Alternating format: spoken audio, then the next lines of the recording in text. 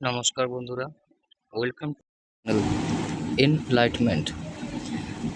আজকে তোমাদের edu tips website থেকে দশম শ্রেণীর প্রথম অধ্যায়ের কয়েকটি গুরুত্বপূর্ণ প্রশ্ন আলোচনা করার চেষ্টা করব। তোমরা চাইলে এই ওয়েবসাইটে গিয়ে প্রশ্নগুলো তোমরা চোখ বুলিয়ে নিতে পারো। দেখো, প্রথম প্রশ্ন আছে, ভারতে ফুটবল খেলা প্রবর্তন করেন কারা? ভারতে ফুটবল খেলা প্রবর্তন করেন কারা? তোমরা সবাই জানো বা অনেকেই জানো, ভারতে ফুটবল খেলা প্রবর্তন করেন ইংরেজরা। তবে তোমাদের এটাও মনে রাখতে হবে ভারতে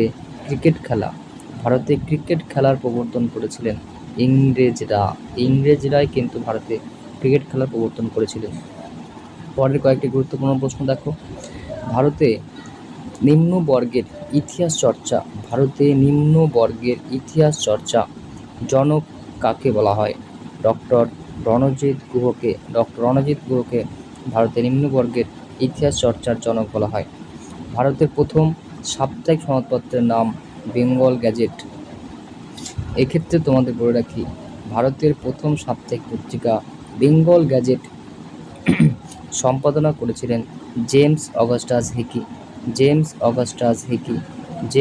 অগাস্টাস হিকি এবং এটি 1780 সালের দিকে প্রকাশিত হয়। এছাড়া বাংলার প্রথম সাপ্তাহিক পত্রিকার নাম ছিল সাপ্তাহিক সমাচার দর্পণ। সহসাতে মনে রাখবে, সাপ্তাহিক সমাচার দর্পণ। বাংলার প্রথম দৈনিক পত্রিকার নাম সংবাদ প্রভাকর।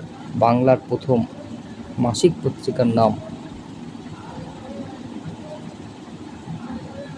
দিকদর্শন। এক্ষেত্রে তোমাদের একটু বলে রাখি যে 2 নম্বর প্রশ্নটি ছিল, ভারতের নিম্নবর্গের ইতিহাস চর্চার জনক শুরু কে করেছিল? নিম্নবর্গ কাকে বলা হবে?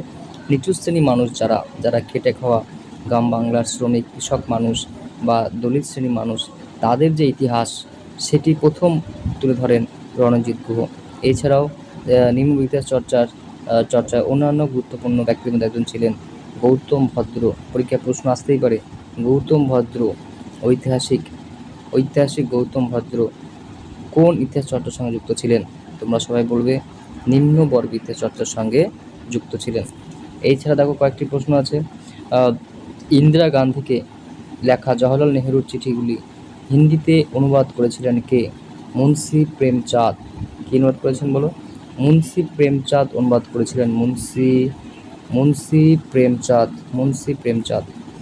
তবে এই গ্রন্থগুলিকে বাংলায় অনুবাদ করা হয়েছিল কল্যাণেষু ইন্দু নামে। অরিজিনাল যে গ্রন্থ তার নাম a letter from his father to his daughter. এখানে 30টি চিঠি একত্রিত করে একটি গ্রন্থ লেখা হয়। এই চিঠির মাধ্যমে জওহরলাল নেহরু তার শিশু কন্যা ইন্দিরা, যাকে তিনি ভালোবেসে প্রিয়দর্শিনী বলে ডাকতেন, তো সেই তার ছোট্ট শিশু ইন্দিরা গান্ধীকে চিঠির মাধ্যমে দেশ বিদেশ, গ্রহ নক্ষত্র, বিজ্ঞান সমাজবিজ্ঞান প্রভৃতি বিষয়ে যে প্রাথমিক ধারণা দিয়েছেন, সেগুলোই এই চিঠিগুলি বইয়ের আকারে প্রকাশিত হয়েছে। বাংলা ভাষায় প্রথম প্রকাশিত সংবাদপত্র হবে দিকদর্শন। এটি ছিল একটি মাসিক পত্রিকা। দিকদর্শন একটি মাসিক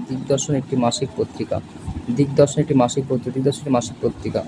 বঙ্গদর্শন প্রথম প্রকাশিত হয় 1872 সালে। এটি সম্পাদনা করেন বঙ্কিমচন্দ্র চট্টোপাধ্যায়। এর উল্লেখযোগ্য কাজ হলো আনন্দমঠ। বঙ্কিমচন্দ্র চট্টোপাধ্যায়ের উল্লেখযোগ্য কাজ হলো আনন্দমঠ। সেই আনন্দমঠ গ্রন্থেই তিনি প্রথম সন্ন্যাসী ফকির বিদ্রোহ এবং 76 মন্বন্তরের উল্লেখ পাওয়া যায়। আনন্দমঠ গ্রন্থ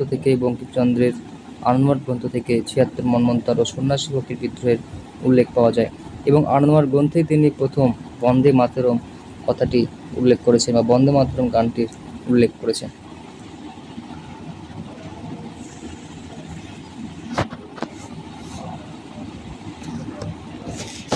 এবার দেখো পরের প্রশ্ন,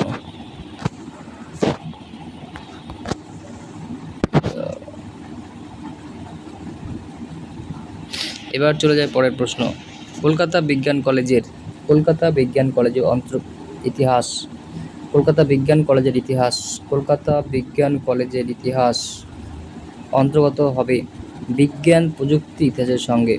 অবশ্যই সাধারণ বিষয়। বিজ্ঞান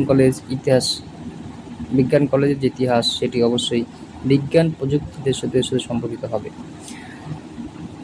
মোহনবাগান ক্লাব আইএফএ শিল্ড জয় করেছিল 1911 সালে। পরীক্ষার প্রশ্ন যত সময় এসেছিল 2026 সালে যে 1911 সাল কেন গুরুত্বপূর্ণ।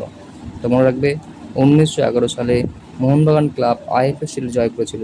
এছাড়া 1911 সালে বঙ্গভঙ্গ রদ করা হয়। তোমরা সবাই জানো 1905 সালে 16 অক্টোবর বঙ্গভঙ্গ হয়েছিল।